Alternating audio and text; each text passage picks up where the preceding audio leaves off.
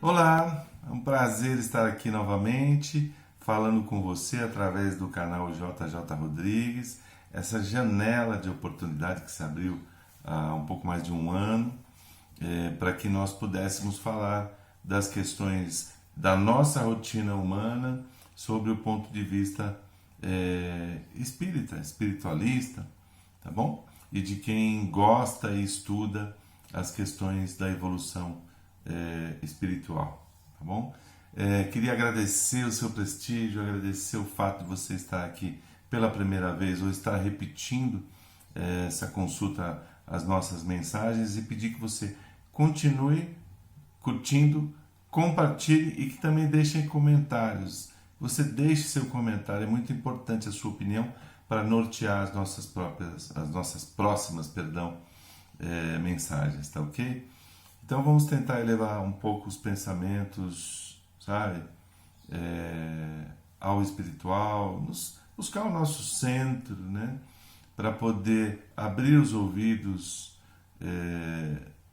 em todos os sentidos, né, para chegar junto conosco às razões da mensagem que vai ser trabalhada hoje.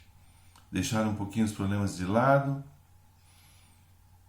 respirar fundo para nos acalmar e investir alguns minutos no tema de hoje, que é livre-arbítrio e o protagonismo. Tá bom? O livre-arbítrio ele é encontrado em várias obras espíritas, mas no Evangelho segundo o Espiritismo em particular ele aparece umas 15 vezes, mais ou menos, em vários capítulos diferentes, com passagens bem interessantes que eu gostaria de destacar aqui rapidamente para contextualizar, né?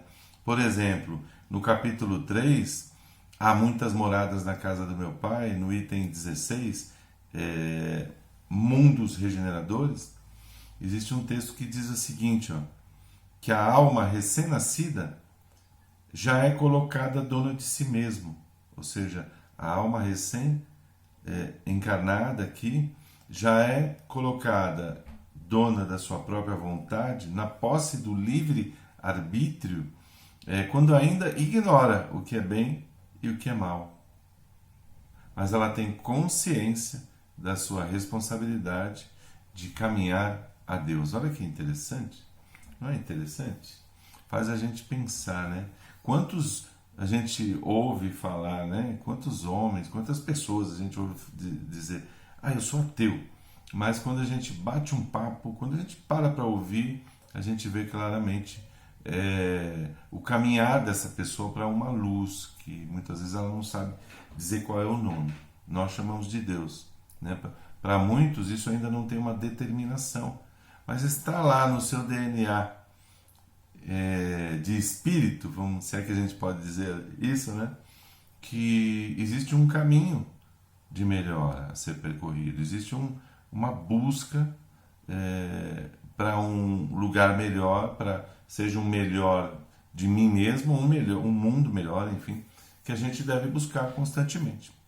E isso depende da nossa vontade, da nossa escolha, da nossa decisão, do nosso livre-arbítrio. Né? No capítulo 4, que fala sobre vários temas, mas também fala sobre necessidade de encarnação, o Evangelho segundo o Espiritismo deixa claro que a encarnação é a primeira experiência de livre-arbítrio. Olha que interessante. Quer dizer, encarnar também é uma escolha.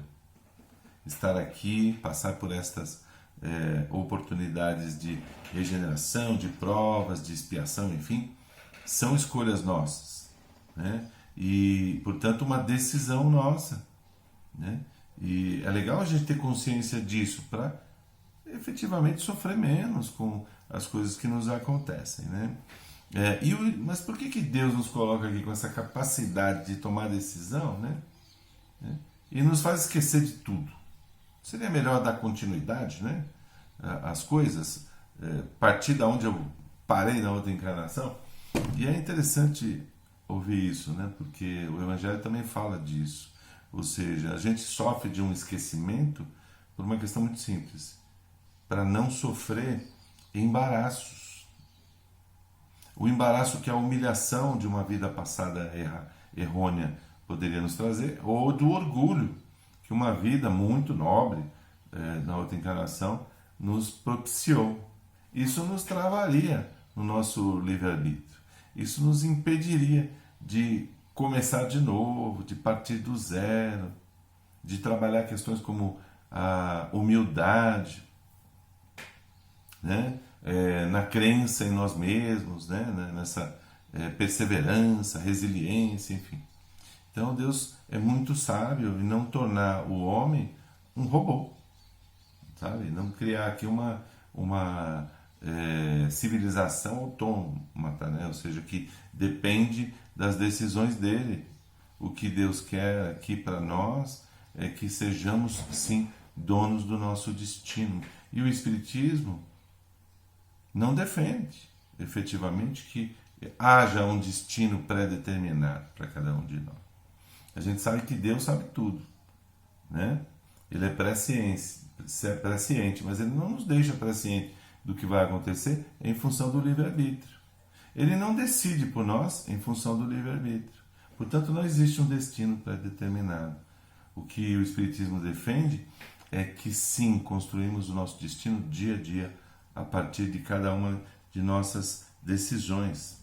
E em cima desse racional, né, de que tudo depende, o destino depende das nossas decisões, é legal a gente avaliar a questão da vontade, porque a vontade nossa está no erro e no acerto. Às vezes ela é consciente, inclusive, para errar, e aí estou falando de nós como seres humanos, todos nós aqui na Terra, né? A vontade, ela está presente no bem e no mal, né? Mas ela é imprescindível para alcançarmos objetivos importantes. A paixão, que é vizinha da vontade, né? Às vezes faz a gente gostar tanto de uma ideia que a gente se esforça mais para chegar lá e alcançar grandes objetivos, mas ela também é muitas vezes uma armadilha que nos leva ao abuso, que beira o vício, que às vezes se transforma em vício, né? Então faz parte também da nossa existência ter a consciência do que é vontade, tomar cada vez mais na medida em que avançamos humanamente aqui, né, como terrestres, ou como conscientemente espíritos, né, de que essa vontade precisa ser dominada, precisa ter um certo nível de controle. Consciência, acho que é a melhor palavra, né? A liberdade e a vontade, elas existem tanto na virtude quanto no vício, né? Tanto o vício quanto a virtude dependem dessa vontade. E a liberdade é exatamente o poder escolher. Então, evitar o vício cabe a nós também. Óbvio, quem já está no vício precisa de ajuda, precisa reconhecer isso, tomar a própria decisão de mudar essa situação, né? Mas não pode em momento nenhum colocar a culpa no outro. Assumir esse protagonismo é o primeiro passo para vencer os vícios e as vicissitudes da nossa vida, tá certo? Ok, o protagonismo, portanto, é importante para a gente tomar as rédeas, parar de culpar os outros, né, sobre aquilo que acontece de errado na nossa vida. Ninguém me ajuda. Esses políticos, né, não que não mereçam crítica, mas efetivamente, será que eles são culpados de tudo que nos acontece? Né? Afinal, quem foi que escolheu esses políticos? Não é?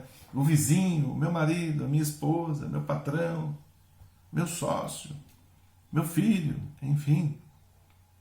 A culpa não é minha, então a gente tem isso como efetivamente um escudo, uma defesa. E a gente precisa vigiar isso para manter o nosso livre-arbítrio efetivamente funcionando, né? Tá bom? Ele é um princípio, o livre-arbítrio é um poder, mas é um poder sobre as nossas decisões e não sobre as nossas justificativas. Então o livre-arbítrio não pode se transformar numa livre justificativa. Não faz sentido. Isso é delegar a sua responsabilidade, né? Deus nos quer poderosos, sim, nesse sentido. Então não faz sentido a gente embarcar naquela poesia popular do deixa a vida me levar, né? Nós precisamos tomar as rédeas da nossa vida e decidir efetivamente o que vai acontecer com ela. Tá? Exatamente para não culpar ninguém sobre os resultados que isso pode nos trazer.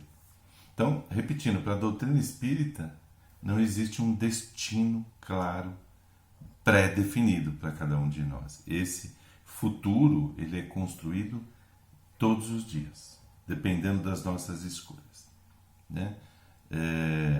Então o recado que eu quero deixar é: evite, sabe, o fracasso justificado. Tome conta das suas decisões, decida, se for o caso, experimentar e errar, mas assuma a responsabilidade.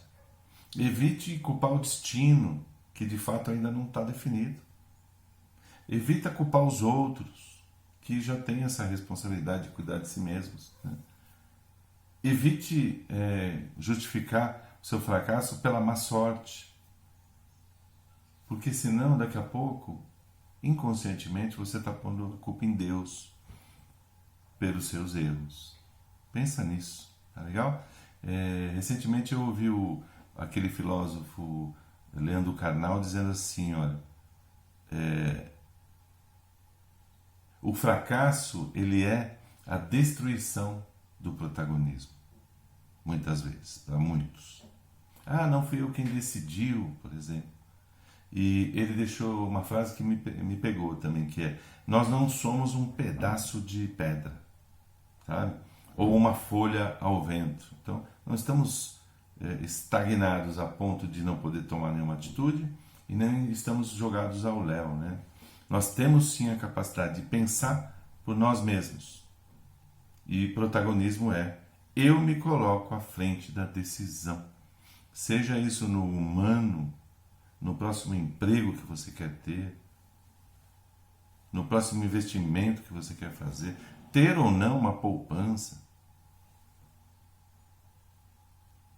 ou na evolução espiritual, né?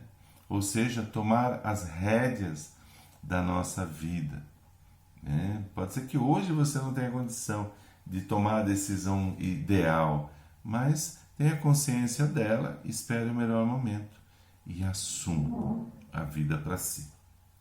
Tá bom? Bom, gente, esse é o recadinho que eu queria deixar. Uma gratidão enorme pelo seu ouvido.